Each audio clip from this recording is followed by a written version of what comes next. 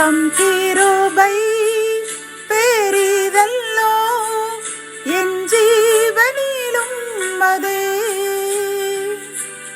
இம்மட்டும் காத்ததுவே. இன்னும் தேவை கிருபை தாருமே, இன்னும் தேவை கிருபை தாருமே. கர்த்தரும் இரட்சகருமாகிய இயேசு கிறிஸ்துவின் ஈடு இணையற்ற நாமத்தில் சேனைகளின் கர்த்தர் ஊழியத்தின் மூலம் 21/9/2024 இந்த நாள் உங்களுக்கும் உங்கள் சந்ததிக்கும் மகிழ்ச்சியின் நாளாக அமையப் போகிறது என்று மனதார வாழ்த்துகின்றேன். இன்று நாம் அறியவிருக்கும் கிருபையின் வார்த்தைகள் நீதிமொழிகள் 18ஆம் அதிகாரம் 10ஆம் வசனம். கர்த்தரின் நாமம் பலத்த துருகம், நீதிமான் அதற்குள் ஓடி சுகமாய் இருப்பான். கத்தோலிக்க வேதாகமம் இவ்வாறு கூறுகின்றது. ஆண்டவரது திருப்பெயர் உறுதியான கோட்டை, அவருக்கு அஞ்சு நடப்பவர் அதனுள் சென்று அடைக்கலம் பெறுவார் என்கின்றது.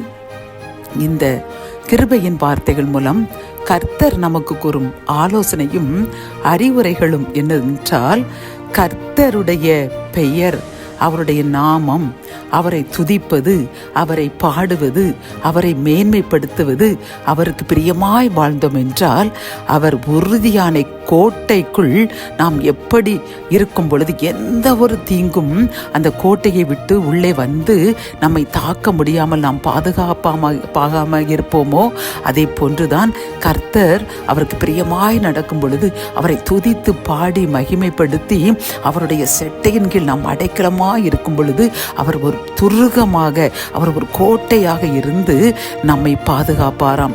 எந்த தீங்கும், எந்த எதிரிகளுடைய சதி மோசங்களும், எந்த நாச மோசங்களும், வியாதியோ வறுமையோ துக்கங்களோ துயரங்களோ எதுவோ நம்மையும் நம் சந்ததியும் அண்டாமல் அவர் கோட்டையாக இருந்து நம்மை பாதுகாப்பேன் என்று வாக்கு கொடுக்கின்றார். ஆகவே பிரியமானவர்களே, நாம் கர்த்தருக்கு பிரியமாய் நடந்து நாம் அவருடைய துதி செய்து அவரை மகிமைப்படுத்தி, என் ஜனங்களை எனக்கென்று ஏற்படுத்தினேன், அவர்களின் துதியை சொல்லி வருவார்கள் என்று அனுதினமும் எப்பொழுதும் அவரை துதித்து கொண்டே இருந்தோம் என்றால் அவர் நம்மையும் நம் சந்ததியும் பாதுகாப்பாக வைத்திருப்பார். ஆகவே இன்றிலிருந்து கர்த்தருடைய அந்த துருகத்திற்குள், அவருடைய கோட்டைக்குள் ஓடி ஒளிந்து கொள்வோம். ஆசீர்வாதங்களை அளவில்லாமல் பெற்றுக்கொள்வோம். ஜெபம். என் அன்பு தகப்பனை, இந்த வசனத்தின் மூலமாக அப்பா, நாங்கள் உமது துருகமாகிய உமது கோட்டைக்குள் வந்து அடைந்து விட்டோம் என்றால் எந்த தீய சக்திகளும் எங்கள் வராது, எந்த துன்மார்க்கனும் எங்களை தீங்கு செய்ய மாட்டான் என்று நன்கு அறிந்து கொண்டோம் அப்பா. நாங்கள் உமது துருகத்துக்குள் ஓடி வந்து சுகமாய் இருப்போம் அப்பா.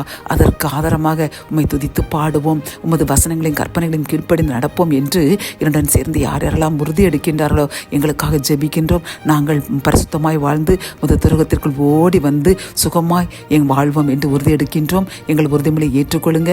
அதன் மூலம் எங்களையும் எங்கள் சந்ததியும் ஆசீர்வதியுங்க. மீட்பர் இயேசுவின் மூலம் ஜெபம் கேளும் நல்ல தகப்பனே. ஆமேன்.